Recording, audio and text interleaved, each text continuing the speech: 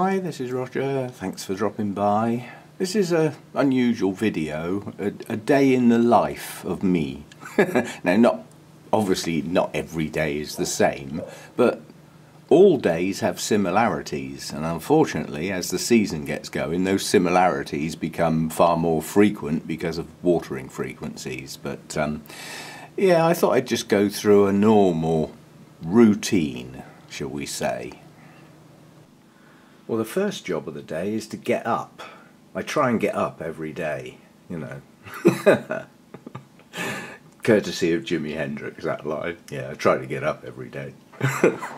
Anyway, feed cats, first priority, otherwise they get under my feet, and get them out of the way. Second priority, coffee. And then I come in, fire up the computer. First job of the day is sort this lot out, my comments. I try and respond in some way, shape or form to every comment I get. That's not a mean task. That can take a while. Sometimes can head up towards 2 hours depending on the nature of the reply. You know, a simple thanks or a heart takes nothing. But, you know, sometimes there are questions that involve quite an elaborate answer. I'm quite happy to take the time to do that. So I get my comments out of the way, and then we go and have a look at this bit, and we still see that great big red bit in the middle which says my channel still hasn't been reviewed, and then we sigh and think, oh well, we'll carry on waiting then. And then the next thing I do is shift across. Well, can I do this? Yeah, I suppose I can. Next thing I do is have a quick look in there. Those are the personal messages, so I'm not hovering on those. They're supposed to be private, and respond to those accordingly. And then I come over to this section. This is everybody else's videos, and with another cup of coffee I sit down and relax and wind my way through everybody else's stuff.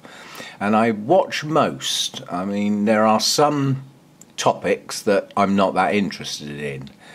So I may not watch that one. I may give it a start and watch a bit of it, skip through bits, things like that. This one up here from Brad. Brad doesn't seem to be doing many orchid videos lately. He doesn't seem to be doing that many videos, quite honestly. But when he does an orchid one, I'm quite happy to watch. But he's just done a bit of a Mickey take. He managed to leave a Phalaenopsis outside, and he's just found it. I think it was buried under the snow or something, so he thought he'd do a tongue-in-cheek version of Don't Just Add Ice. It's a bit of a giggle, especially the introduction, but, you know, it's got a point to it, a point that I totally agree with. Do not chuck ice on tropical orchids. Just don't be daft. But he's done a good video on it. There's a couple of other nice ones in there today. I haven't watched everything yet. So that's the computer stuff done. That could now be up on the third coffee, sometimes even the fourth. I've only got a small cup. Don't keep on about the caffeine. I know what it does, it fires me up. So that's the computer stuff done in the main. That gives me a chance to wake up and sort of get going for the day. So those are the sort of first jobs of the day, is look after my channel basically and have a look round what everybody else is doing. Next job will be breakfast, and for me that's simple and quick. Piece of toast with something on it, marmalade, jam, something like that. A little bit of a sugar kick to go with the caffeine that's already got sugar in the coffee. So that's me fired up for the day. I'm now capable of handling my plants without dropping them on the floor and knocking everything flying, because I really do not recommend playing with your orchids first thing in the morning before you're properly awake. That's when the accidents happen. So I've then got to think about, what am I doing out here today? And we're coming to the time of year where the answer nothing probably isn't going to be an option for much longer. But, you know, through the winter, late autumn, winter, early spring, there are days when there's nothing to do out here, nothing to water. And if I'm not in the mood to repot anything, nothing to repot, so nothing to do. But I'll still come out and have a look round. I see no point in having an orchid collection if you don't spend some time just having a look round, and that look round enables you to spot problems. Now obviously a detailed look, which I like to do, involves picking up plants and having a good look over them, looking under the leaves for bugs and looking out for signs of any problems on the plant and thinking about what you're going to do about them. That involves a closer inspection. My close inspection of the potted plants takes place when I water them. Now today yesterday I did a nothing day, naughty. I should have got on and watered the rest of my pots, but this time of year it's no big deal. But I've still got outstanding shelves are those bulbophyllums down there and whatever's on the floor. This shelf here and that big shelf there. That's what's left to do from my last watering session, so I've got that to get on with. So I look at my notes and see what I did last time and the time before, because it will determine what I've got to do this time. Now, last time the pots were watered, they had a low-level CalMag feed. Now, I got a choice. I could either flush now or do a low-level with my normal fertiliser, and that's what I've chosen to do this time round. There's a reason for that. The day lengths are getting longer and I've got quite a few new growths starting to push on. So as a consequence, the plants will now be demanding more feed. They're not going to push those new growths up without some help. I'll end up having weaker growth than I could have done. So the sequence was a flush followed by a low-level CalMag feed. Now they're going to get a low-level normal fertiliser feed, and my notes tell me what I did over the period of time and give me a clue as to what I might want to do next. The following watering will be a flush, and that's going to take me well into February, where day lengths are heading up towards the magic 11 hours. They won't get there till the end of February, or a little bit after, but they're heading that way, and those longer days start triggering things to fire up. So as they fire up, I fire up with them and chuck some more feed in. But this year's feed is going to be low-level feed, a drop of CalMag every now and again mixed in amongst it, and a flush now and again. But the frequency of the flushing will reduce because I want to increase the frequency of the feeding. And I don't want to increase the frequency of actually pouring water in the pots when they're still wet, if you see what I mean. So I don't override the need for many of these plants to be either dry or almost dry with my need to get the CalMag and the feed in there. What's in the pot, as far as the moisture content is concerned, still takes priority, always. Plants that need to dry off will be allowed to dry off, but they will dry quicker as the day lengths increase and they start to grow more. So, you know, those things change as the seasons change, and you adopt to those seasons. But today, the low-level feed for the plants that didn't get done 2 days ago, that puts them a day out of sequence, but next time I water, hopefully they will catch up.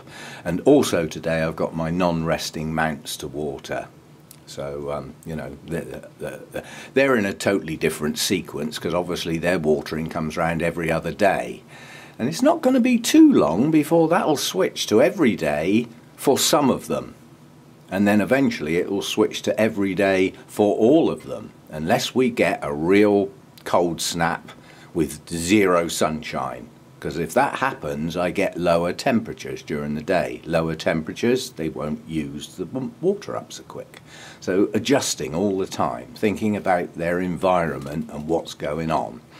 Now today, I've just gone outside and done a weather forecast because we've got bright sun and it's starting to hit the plant. So I've now got to decide, is that temporary shade netting going up today?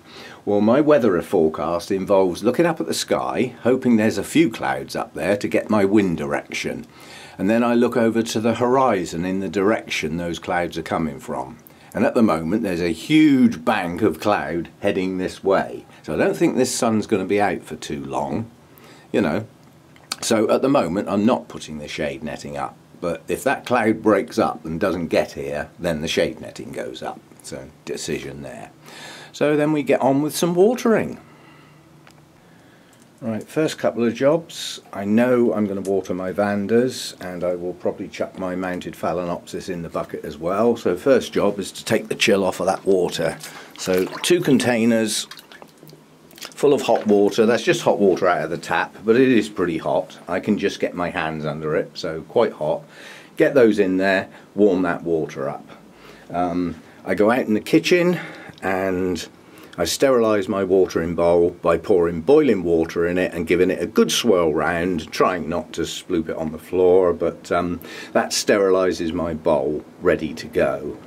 And then of course we need to chuck some water in there, so I keep a couple of my RO water containers very close to the radiator. I cycle them round obviously as I use them, and that means the water's not cool, you know, it's tepid, I would say. And what I've got to do now is judge how much I'm going to need for the rest of these pots, because I don't like mixing up too much. And what I hate is running out when I've got 2 pots left. Chances are if that happens, those will just get water because I can't be bothered to mix up some more feed for a couple of pots. It won't hurt them. So anyway, that's the water up and running. Right, next job, clear the decks. Heater, I just chuck that down there for now. I need that table to put the pots on after I've watered them, just to let the excess water drain out in the trays, and I can then empty the trays. I just empty those on the concrete floor. Once the water's gone through the pots and into the trays, I don't reuse that bit of water. And this monster here is in the way, so that goes in there for now. As does the little fern. There's a reason for this. And the reason for that is a lot of my pots have not got drip trays, so I put them down there on that grill and they can drip all over that bit of wood, which doesn't get near any plants or anything, so I'm happy with that. The reason I took the drip trays off for some of the plants was that a lot of my pots are air cone pots, and by standing them in the tray it restricts the airflow around the base of the pot, especially in the lower temperatures in the winter. And that often means that the bottom of the pot is still wet and the top of the pot's dry. So I need to water it, but I don't want to really water it because the bottom of the pot's still wet and it's just going to get wetter. So the idea of taking the drip trays off this time of year is to dry the bottom of the pot out at a similar rate to the rest of the pot.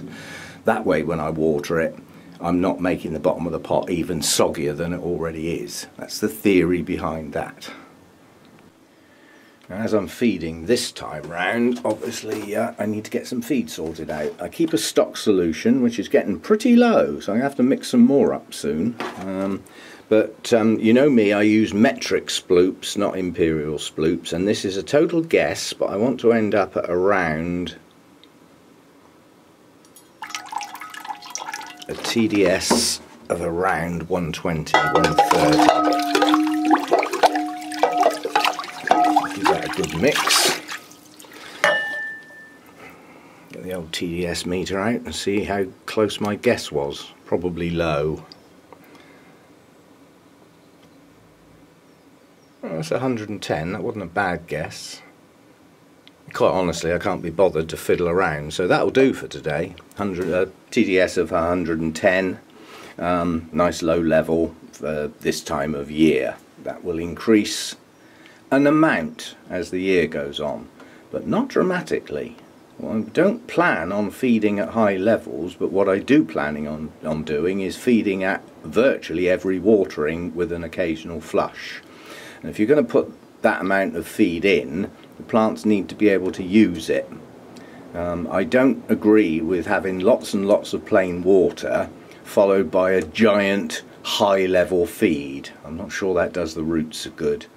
And I'm not sure how that would happen naturally in the wild. They're more likely to get a trickle feed every time it rains, you know, which is what I'm trying to emulate. Can't emulate the true wild environment, obviously, because the amount of feed they get is totally unpredictable. At least mine's controlled. So that's the feed level done. And the next thing I may or may not do, and it's not depending on what mood I'm in, it depends on what's happened before. That level of feed, I've been using my MS fertilizer since the beginning of last year. I've had a year with playing with that at different parts per million and checking pH when I had a decent working pH meter. Now, those readings are in my mind, they're in my memory. They've been done so often that they don't get forgotten. So at that feed level, yeah, with a pH starting at 7 for the RO water, neutral, it will have taken it down to somewhere around 6.7, 6.8. Now, recommended between 5.5 and 6.5, especially when you get into the realms of hydroponics, which is close to how a lot of our orchids are growing. You know, if a plant's in the chunky bark, the bark may have a small effect on the pH, but not much. However, if it's in bark and moss, there is a general acidity within that solution. Yeah. So by watering a pot like that, with a pH starting around 6.7, 6.8, well before that pot dries out, the pH of any moisture left in that pot is going to drop. Yeah. So the pot helps me change my pH from what is starting at the moment a little high, not enough to worry about. It will take it down into that range. And as that pH range changes, different nutrients are available. Yeah, the pH has a dramatic effect, as we all know. And my main two worries, I don't worry about the NPK bit, because unless you drop your pH below recommended readings, that's going to go in anyway. And obviously if the pH gets way too alkaline, then you could start restricting those three. But those three get in pretty good anywhere between 6 and 7, pH of 6 or 7. As I say, there is some tailing off if you get too low. My worry is the micro elements and the calcium and the magnesium, and there's a big conflict in the charts and things you can get with the calcium. In some of the charts it seems to say that calcium is absorbed better at lower pH values, down near the sort of 5.6, 5.7, 5.8 up to about 6, and it goes in better. And other charts totally dispute that and say that the calcium goes in at higher pH values. Certainly the magnesium does, so I'm quite happy that that pH stays exactly where it is for this watering. The next time I feed, I will add a drop of that. That is a very, very weak solution of citric acid, which lowers the pH without doing any serious changes to the other elements of the fertilizer. But what it does do is drop the pH down. And my pH meter is not reliable enough to even bother getting out of its case, quite honestly. But when I did have a good one, I remembered the effect. So given the amount of water, the level of feed, I know roughly how much of that to put in to get a drop of about 5.5 on the pH scale. So if I put that amount in there now, I would drop that down from 6.7, 6.8 to about 6.1, 6.2. Yeah, which as you head downwards, some other elements are more easily absorbed. So I do play with the pH. I don't do it every time. Yeah, so and this time I'm not doing it. I want to start with a higher pH and let the pots lower it with whatever is left in the pot. Obviously if the pot's pretty dry, it's going to take on board quite a lot pretty quick, and then the roots are wet, you know, and they will only have a trickle coming up in through those roots as the pot heads towards dryness again. So that's what's going on in the pot. That's what I do with pH. Not a big deal, and I don't get the pH meter out, I guess. It doesn't need to be that precise. And quite honestly, the bottom line is I can't be blinking bothered. I never used to even worry about pH. I just fed my orchids and nothing died, you know. But you've always got to ask yourself, could I be doing a little bit better? So by having a bit more understanding about pH and fiddling with it, perhaps I'm doing a bit better. Although quite honestly, I can't see any major differences since I started doing that. And once I'm all set up and ready, it's just a matter of getting pots down and watering them. Now I try not to get too much water on the plant itself, but it's impossible not to get any on the plant itself. Now, as you can see, I'm letting that drain back in the bowl, and I will then use it again until it runs out. There's not a lot in there, so it won't be the whole collection getting watered with the same water, but I do share water. I don't recommend you do that. If you have a way of not sharing water, then use it by all means. You de-risk transferring things from one plant to another. Of course, after all the watering is done and all the filming is done, we still got work to do. Just the 26 clips I've filmed today, plus the one I'm filming now, 27. All those have got to be sorted out into a suitable sequence and put into 1, 2 or 3 videos. Just looking at the size of some of those files, a couple are quite large, many are very small, so there's quite a lot of short clips there. There's a couple of longer ones, so the chances are that will be 2 videos. As yet, no title decided. I have to sit and look through, see what I've got, and decide on what will probably be this time round 2 separate videos. And part of the reason for that is tomorrow I've got an Orchid Society meeting, and the Wessex Orchid Society meet on a Saturday afternoon. Sort of get there for around 2, which means trying to get that flipping car started and heading off just after 1. Which means I've only got the morning to deal with orchids and stuff tomorrow, and all that's actually left on the list to do is the holy clay pots, and they're going to get left till Sunday, because on Sunday the mounts will come round again, and as I'm in there watering, the holy clay pots can wait for a day. They'll get done Sunday. So yeah, I've got to get into my software, sort out these clips into some sort of sequence, and discard any that I don't want, and put together a couple of videos, and one of those will get uploaded to YouTube today, and the other one will probably wait till tomorrow morning, but it will get put together today and done. And then after that, my orchid life is finished for the day. The computer can go off, and I can put on my superhero costume and go out and fight crime, because that's what I do the rest of the time. So I can't even keep a straight face, let alone stop giggling. But yeah, I do have another life apart from the orchids that's many and varied, and this afternoon probably will be doing very little, as we are into the afternoon now. So there you go, a sort of day in the life thing of the sort of things I get up to do with my orchids themselves, and the channel that runs alongside the orchids that is now part of my life. And it's quite an important part, and it's only an important part because of all the people that watch it, join in with the comments, and keep me busy. Yeah, it's all your fault, you lot, keeping me busy, and if I didn't enjoy it I wouldn't do it. So thanks for dropping by, see you next time. Bit unusual this one, but yeah, some clues as to what's going on behind the scenes. It's not just pretty blooms, there's work to do.